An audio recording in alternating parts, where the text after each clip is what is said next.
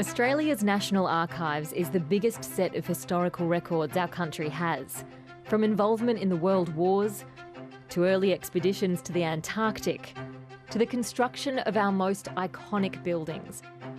It contains more than 40 million items of our collective memory.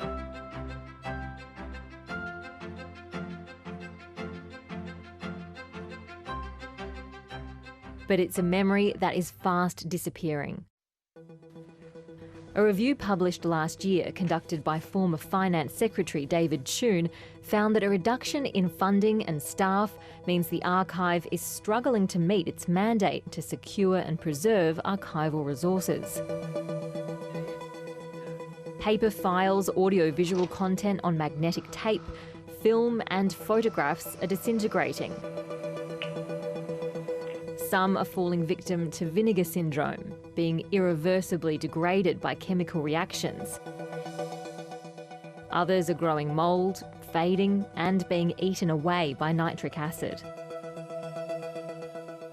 The Tune Review found that even if the archives used all of its $6 million capital budget for digitising, it would take nearly 70 years for the archives to digitise only the highest priority records in the collection. It recommended a 7-year, $67.7 million program to get those records digitised faster.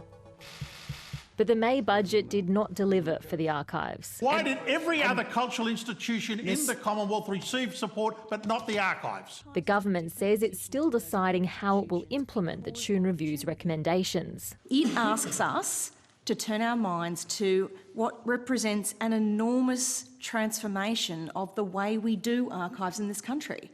That necessitates a different approach to simply putting a few more dollars in the tin, which is what has occurred for other agencies.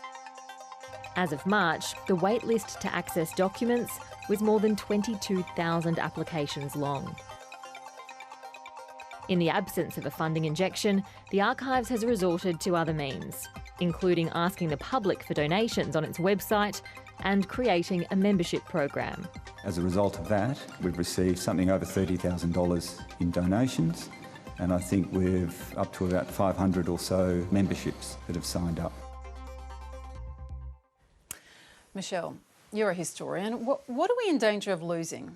Look, we're in danger of losing so much. You know, the Archives has kind of, in some ways, because the National Archives is so vast, we don't yet know exactly, you know, the entire scope of all of the material that's in the collection. But some of the things that they have nominated that they are very concerned about that they will lose are things like audio recordings of the Royal Commission into Aboriginal Deaths in Custody, which was only in the early 1990s. But because we're all in a kind of magnetic tape era, the great sort of VHS era of the mid to late 20th century, we're going to lose so much of a record of everyday life that's within living memory, but yet it will be gone because it was not being preserved. It will go off what archivists call the digital cliff, which is when technological, redundancy and kind of material disintegration will just destroy this archive. Which is what would happen if you're in your garage and you pull down your VHS. No, it won't work anymore. Exactly. If you had the right machine to play it in. Exactly. What other kinds of documents? So there's a register on Pitcairn Island, isn't there, of the... Yes.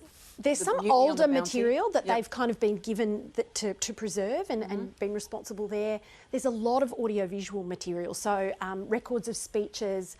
The ABC's audiovisual records are all kept there, and so programs that might not yet be in high archival demand, they might not have been requested to be digitised already, are all sitting there in the archives.